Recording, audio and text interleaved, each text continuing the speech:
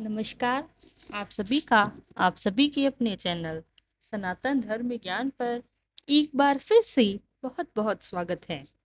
आशा करते हैं कि आप और आपके परिवारजन सभी स्वस्थ होंगे और बहुत ही अच्छे होंगे। इसी कामना के साथ बढ़ते हैं आज के अद्भुत क्रमांक की ओर। आज के क्रमांक में हम बात करने जा रहे हैं कुछ ऐसे पूजा विधि विधान की जिस समय यदि आप पूजा करते हैं तो आपके जीवन के सारे पापों का नाश होता है, साथ ही साथ आपको ब्रह्मलोक की प्राप्ति होती है। जी हाँ, आज हम इसी विषय पर चर्चा करने वाले हैं। तो आइए बिना समय व्यर्थ किए बात करते हैं आज के अद्भुत तथ्यों की ओर। वैसे तो मनुष्य अपने जीवन में बहुत सी पूजा और विधि विधान संलग्न रहता है, लेकिन क्या आप जानते हैं कुछ ऐसे निश्चित समय भी है जिस समय के चक्र में यदि आप अपनी पूजा, आपकी मनोकामना, आपकी प्रार्थना ईश्वर को प्रेषित करते हैं तो निश्चित तौर पर आपकी वह प्रार्थना स्वीकार भी होती है और उनका अद्भुत फल शीघ्रता से आपके जीवन पर प्रभावी होने लगता है। कल जिस विषय पर हमने बात की थी वह था ब्रह्म मुहूर्त का विषय।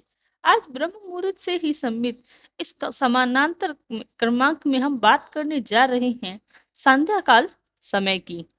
जी हाँ, आपने बिल्कुल सही सुना। संध्याकालीन का जो समय होता है, यह इतना अद्भुत समय है कि जैसे आप बहुत सारे लोगों की शिकायत होती है कि हम ब्रह्म मुहूर्त में उठ ही नहीं पाते। हमारा कार्य क्षेत्र या कार्य का जो क्षेत्र है, वह इतना संगठित है कि हम ब्रह्म मुहूर्त का समय देख ही नहीं पाते और कितना भी प्रयास कर लें, उस समय में उठना हमारे लिए बहुत मुश्किल है। तो इसीलिए आज ठीक इसी विषय पर हमने इसी के समानांतर विषय पर आज हम इस यह क्रमांक लेकर आए हैं। तो जो लोगों की परेशानी है ब्रह्म मुहूर्त में नहीं उठ पाने की, उनके लिए संध्याकालीन का जो समय है, जी हाँ, संध्याकालीन आप सभी के लिए सुना ही होगा। पहले मैं आपको समय बता देती हूँ, जिसका बहुत सटीक समय है साढ़े 4 से 6 बजे के बीच का।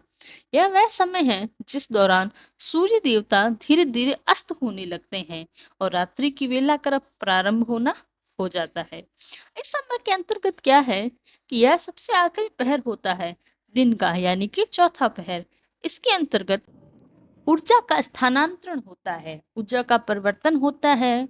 इस ब्रह्मांड में ऊर्जा का स्थानांतरण होता है, तो एक ऐसा मार्ग बन जाता है जिस दौरान आप अपनी आत्मा को परमात्मा से प्रेषित कर सकते हैं। यहाँ तक आत्मा शब्द का अर्थ आपके द्वारा भी जाने वाली यह प्रार्थनाएं, वह प्रार्थना सारे तथ्य, वह सारी बातें जो आप ईश्वर तक पहुंचाना चाहते हैं। जैसे जैसे प्रातः काल में हम करते हैं, ईश्वर के हाथ जोड़कर अपने कार्य क्षेत्र पर जाते हैं। कुछ लोग प्रार्थना करके जाते हैं, कुछ मनोकामनाओं की बात कर जाते हैं। उसी प्रकार से हमें साय का समय, सायंकालीन का यह जो गोधूली का समय होता है, जिस दौरान यदि आप अपनी मनोकामना पूजा विधि विधान के दौरान ईश्वर को कहते हैं, हम बहुत प्रत्यक्ष रूप से उस संध्याकालीन वेला में उस ब्रह्मांड तक, उस परमेश्वर तक पहुंच जाते हैं जहां उसे पहुंचना चाहिए। यानी कि आपके जीवन में जो परिवर्तन आने वाले हैं वह बहुत शीघ्र हैं। अब इस समय के महत्व को समझ लीजिए। जिन लोगों को ब्रह्म मुहूर्त को नहीं उठने का आदत है, उनके लिए समय बहुत ही प्रयुक्त है। इस दौरान कुछ भी ऐसे घटित होता है इस ब्रह्मांड में जो कि प्रातःकालीन ब्रह्म मुहूर्त के दौरान घटित होता है। यह एक ऐसा मार्ग बन जाता है क्योंकि ऊर्जा का स्थानांतरण, ऊर्जांचल और परिवर्तन दोनों है। उस परिवर्तन में एक वेला ऐसी आती है जिसमें यदि आप ईश्वर के पास संबंधित कर लेते हैं, प्रत्यक्ष रूप से आपकी बात सटीक उन ईश्वर के कानों तक पहुंच जाती है। आप सोचिए कितना अद्भुत होगा कि यह समय यदि आप सदुपयोग जीवन में कर लें तो आपके लिए इतना आसान हो जाएगा सब कुछ, जितना कि ब्रह्म मुहूर्त में उठने का समय है। और इस संध्याकालीन के समय में बोली जाने वाली प्रार्थनाओं को स्वरूप में होती है। अब देखिए आपको क्या करना है। अब मैं आपको विधि बता रही हूँ। बड़े ध्यान से विधि को आपने सुनना है। इसमें आपको क्या करना है कि जैसे ही आप ईश्वर की पूजा करते हैं, जो कि आपके ग्रह स्थान पर ईश्वर आपके विराजित हुए हैं, उनकी पूजा विधान जैसे आप करते हैं, प्रत्येक तरीके से करिए। इनमें कोई परिवर्तन नहीं करना, बस कुछ बातों का ध्यान रखना है। पहला यह है कि प्रातः काल में हम पुष्प चढ़ाते हैं। कई लोग तुलसी के पत्ते भी तोड़कर चढ़ाते हैं ईश्वर को। ये दोनों कार्य आपको नहीं करने हैं, क्योंकि संध्याकालीन नील वेलाओं में क्या होता है, आपको पुष्प तोड़ना वर्जित माना गया है। हमारे सनातन धर्म के अनुसार यह दोनों काम आपको नहीं करनी। संध्याकालीन पूजा आरती या के दौरान आपको क्या करना है, आपको पूरी तरह से 2 घंटे, माफ कीजिएगा, जो भी आपका समय हो वो वादन है वह भी करना है, शंख वादन भी आपको करना है, शंखवाद करना है। और प्रत्येक पूजा विधि के दौरान अपने इष्ट की आरती अवश्य करें। यह बहुत ही महत्वपूर्ण है, यह गलती भूलकर भी मत करें। फिर बता देती हूँ, आपको पुष्प नहीं तोड़ने, तुलसी के पत्र को नहीं चढ़ाना, और उसी प्रकार से आपको नियमित रूप से 1 घंटे का वादन करना है, शंखवाद करना है, आरती करनी है। यह विधि है जो कि आपको संध्याकालीन आरती के दौरान पूजा अवश्य करनी होती है। तो यह विधि मैंने आपको बता दी।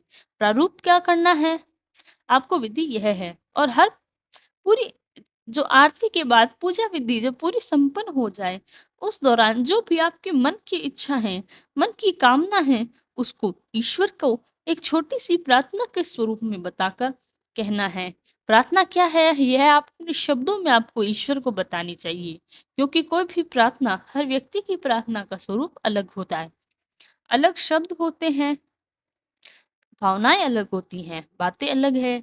इसलिए आपको शब्दों को जैसे भी परिवर्तन करने हैं, इसमें कोई परिवर्तन नहीं करना चाहिए, लेकिन प्रार्थना अवश्य करनी है। प्रार्थना किए बगैर आरती, आप यह मानिए कि वह आरती एक प्रकार से वह समय, वह अवसर खो देंगे जो आपके लिए आप जिस विधि विधान की पूजा कर रहे हैं। तो इसीलिए प्रार्थना अवश्य करें। अगर आप प्रार्थना करते हैं, इससे लाभ क्या होगा, यह समझें। लाभ यह होगा कि, क्योंकि मैं पहले ही बता चुकी हूँ, यह बहुत उपयुक्त समय है जिस दौरान फिर से ब्रह्म मुहूर्त की तरह यह मार्ग बन जाता है, जिसमें ऊर्जा का संचरण और परिवर्तन दोनों हो रहा होता है। तो उस समय परिवर्तन के दौरान वही तीव्र जो ऊर्जा है, वह ब्रह्म मुहूर्त की ऊर्जा है, उसका जब परिवर्तन होता है, क्योंकि इस प्रकार से सूर्य देवता जो अस्त हो रहे हैं, रात्रि की वेला प्रारंभ हो रही है, उसी दौरान यह मार्ग प्रशस्त होता है। संध्या यानी कि गोधूली का जो समय है, उस दौरान यदि आप कोई प्रार्थना करते हैं, प्रत्यक्ष रूप से ईश्वर की जो प्रार्थना करते हैं, परमेश्वर आपको जरूर सुनते हैं, क्योंकि जिस प्रकार से आप यह साधना कर रहे हैं, जिस प्रकार से आप पूजा विधि विधान कर रहे हैं, तो यह ईश्वर तक जाएगी ही जाएगी, इसमें कोई संदेह नहीं है। यह 100% प्रमाणिक है। दूसरी बात यह है, उस आराधना के साथ आपको प्रार्थना, आपकी मनोकामना, आपके मन की इच्छा ईश्वर तक जाती है। तो सोचिए कितना साधारण और कितना आसान उपाय है। यदि आप संध्याकालीन आरती, संध्याकालीन यह साधना विधि विधान करते हैं नियमित रूप से, तो आप देखिएगा, स्वयं ही आप उसको अनुभव करेंगे कि आपके द्वारा बोले जाने वाली हर मनोकामना बहुत ही शीघ्र आपके जीवन में पूरी होनी प्रारंभ हो जाती है। ये इतना सरल उपाय है, इससे सरल विधि आपको कोई अन्यत्र नहीं बता पाएगा, क्योंकि ये इतना सटीक उपाय है।